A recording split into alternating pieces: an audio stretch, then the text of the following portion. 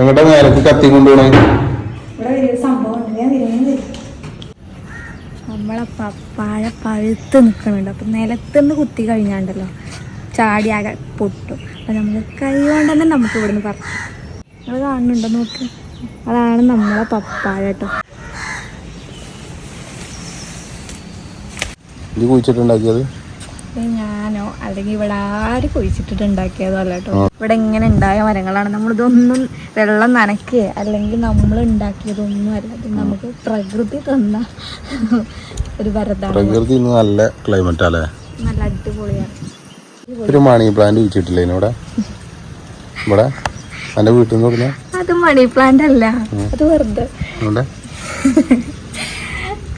അടിപൊളിയായിട്ട് നല്ല വളർച്ചയെത്തിക്കണ്. ഇത്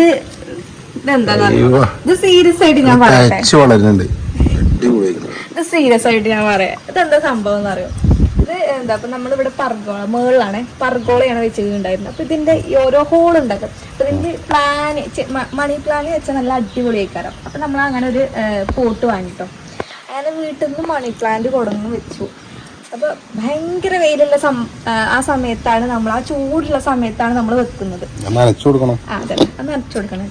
അപ്പൊ നല്ല ഒരാഴ്ച നല്ല അടിപൊളിയായിട്ട് ഇതിന് വെള്ളമൊക്കെ കിട്ടിട്ടോ.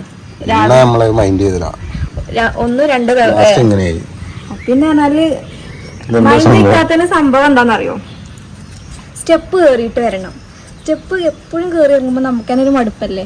അതുകൊണ്ടാണ് ഇത് ഇങ്ങനെയായത്. പിന്നെ കിളി കൊത്താതെ കിട്ടിയത് തന്നെ വലിയ ഭാഗ്യം കേട്ടോ. മിക്കവാറും ഈ ഒരു പരിഭാവുമ്പോഴത്തിനൊക്കെ കിളി കൊത്താറുണ്ട്. ഇത് ചിലപ്പോഴേ കുരുണ്ടാവൂലട്ടോ ചിലപ്പോൾ ചിലതിൽ കേട്ടോ. ഇതിൻ്റെ അവസ്ഥ എന്താണെന്നറിയില്ല. കുരുല്ലാന്ന് പറഞ്ഞോട്ടെ, നല്ല കുരുണ്ട്. നമുക്ക് മിക്കതിലും കിട്ടലിൽ കുരുല്ലാത്ത പപ്പായ കേട്ടോ. നല്ല അടിപൊളി മധുരമായിരിക്കും കേട്ടോ. തൈനൊക്കെ പപ്പായ കേട്ടോ. അതൊക്കെ നമ്മൾ കുഴിച്ചിട്ടുണ്ട്.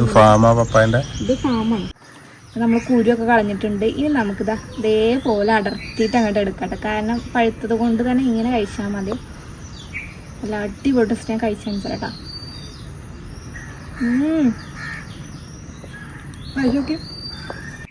നമുക്കിതാ ഇങ്ങനെയാണ് കാട്ടി കഴിഞ്ഞാൽ ഇങ്ങനെ ഓരോ പീസ് എടുത്തിട്ട് ഇങ്ങനെ കഴിക്കാം കേട്ടോ. അപ്പോൾ ഞങ്ങൾ പോയിട്ട് ജ്യൂസ് അടിക്കട്ടെ.